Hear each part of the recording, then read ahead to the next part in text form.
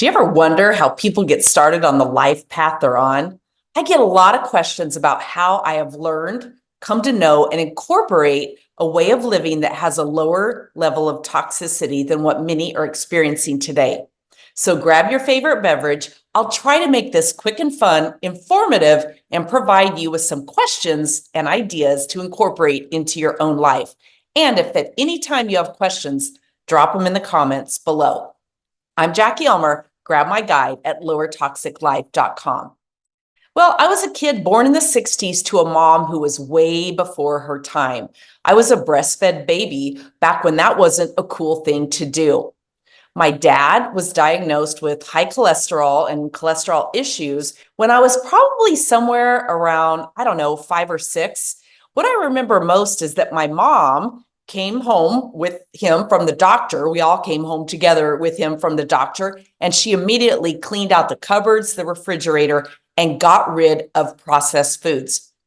I was too young to fully understand what the doctor had said, but I just know probably sugar. I don't even know. That would have been about the 70s when that happened.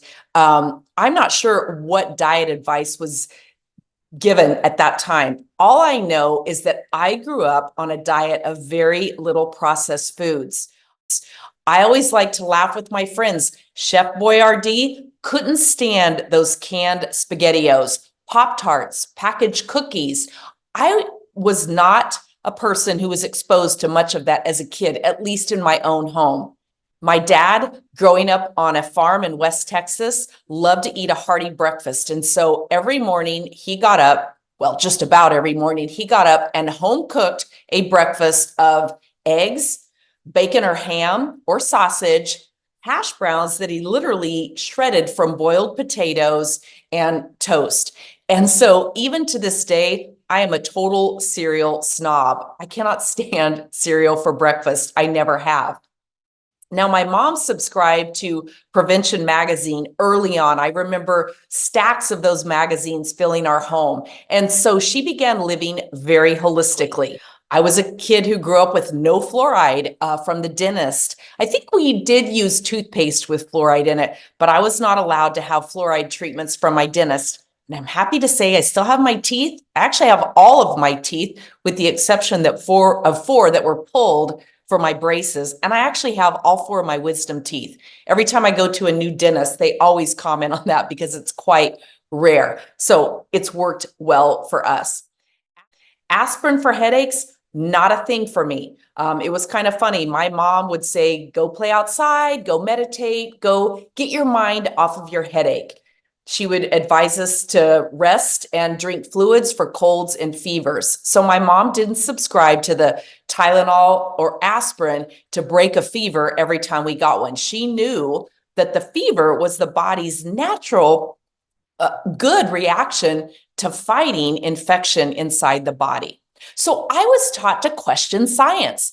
And not just by my mom. She didn't tell me to question science. She just exposed me to that by asking questions herself. And I learned not to be afraid of a man, or now a woman, in a white lab coat that was a doctor. I was also taught this in school. I had several amazing science teachers who taught me the value of questioning science, because after all, science is constantly trying to prove or disprove the hypothesis, or at least that's what I was taught. It seems like sometimes today we are taught not to ever question science, just to believe in an authority figure. And I am a bio individual. I don't believe or subscribe to a one size fits all, not with food, not with medicines, not with treatments, because I know that every body reacts a little differently. Now, interestingly, because of that, I raised my kids the same way. And my husband was very interested, or is very interested, in staying healthy. So it was never a challenge. Family dinners, home cooked.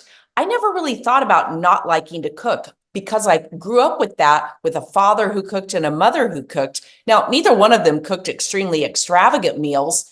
Interesting thing is, my brother and I have both taken on, we love to gourmet cook. Now, I love to cook very fun, tasty, gourmet style meals, but not necessarily difficult with a lot of different ingredients. But it's funny that my brother and I both grew up cooking, carried that on into our own family with our own children. I learned to listen to my body. My mom taught me to listen to my body, and I've still carried that on. And I've learned to listen to how my body feels after I eat food.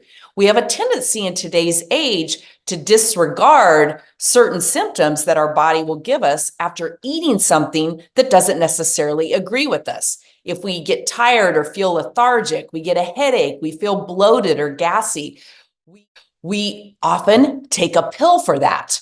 Instead, I want to encourage you to think, what is my body trying to tell me? What did I eat? Make note of everything that you ate, and then begin to do a little bit of testing and elimination to see what works for you. Now, interestingly, I'm one of the few people who really couldn't take birth control pills. My body had an extremely negative reaction to it. From the minute I got on birth control, I literally felt like I could feel my blood running through my veins. It started making me nervous and anxious, and I also had a sun sensitivity to it. So if I would get out in the sun while on birth control pills, I would break out in a little tiny red heat spots, bumps, and they would itch and burn, and it was absolutely miserable. And I have 2 healthy children, and it managed to make it all work for me. So there are options to birth control pills.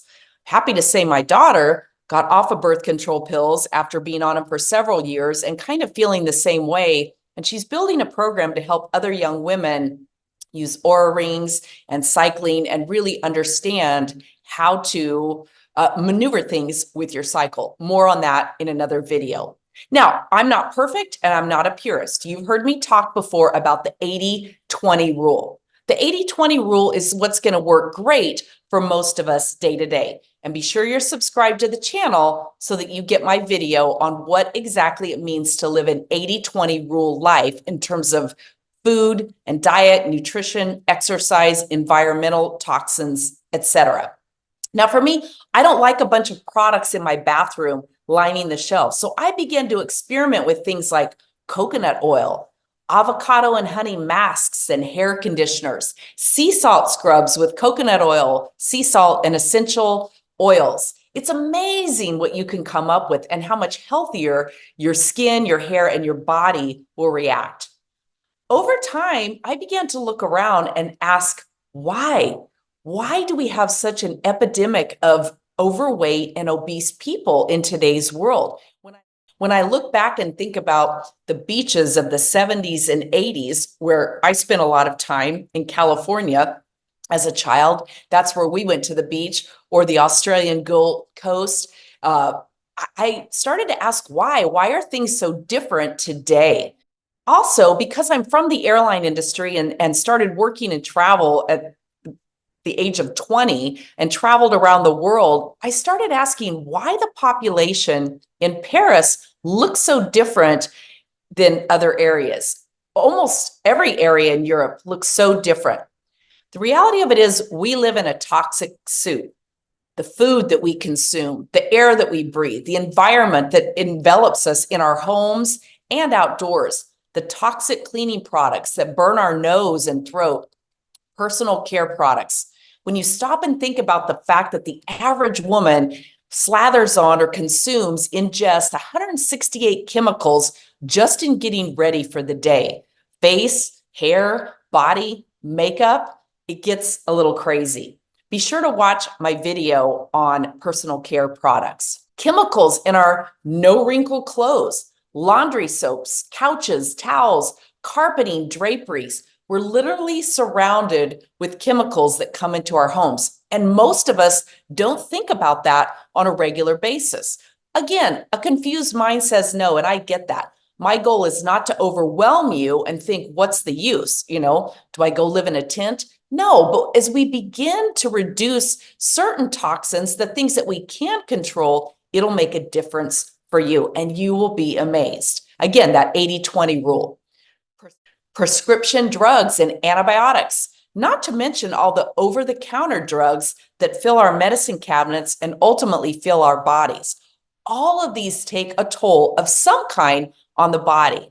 When you go in and you research any type of a prescription drug, any over-the-counter drug, and you read the potential side effects, you read what's in it, if you really pay attention to that, you know that there are risks associated with any benefits that you get as well. I'm not suggesting that you eliminate all of them, but I am suggesting that you educate yourself and begin to think and ask, do I really need this, or is there another way? Pesticides and lawn products, weed and bug killers, plastics in water bottles and food packaging, credit card size amount of plastic weekly. That's what we're told. Can you imagine chomping down on this? Most of us say absolutely not. We wouldn't. So even if it's not weekly, what if it's monthly? How much would you knowingly ingest in your body? And by the way, as I've said before, I'm not a doctor or a scientist. If you go to citations.lowertoxiclife.com, you'll get all of the citations and research that have been done on plastics and a lot of other things. Another thing I begin to question are the fertility struggles that so many younger people have today. Why are our infertility rates so high? This book, Fatal Conveniences, along with a lot of other books, kind of begin to detail for us, again, that toxic soup that we live in, how so many of the things that we have found to be conveniences in our life are ultimately having a fatal and toxic effect on us. So now that I've scared the crap out of you and overwhelmed you with thoughts of what's the use, let's just take a pause.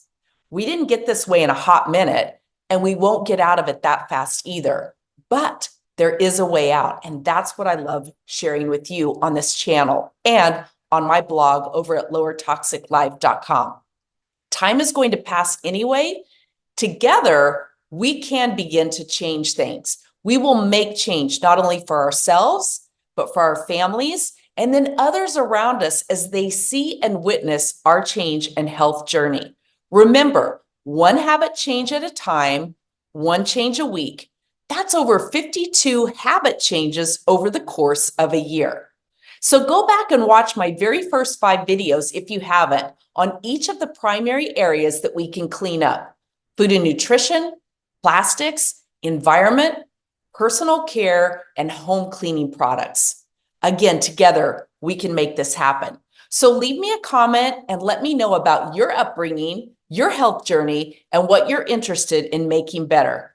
And watch the next video for sure on how to read and understand food labels to clean up your nutrition, just for starters.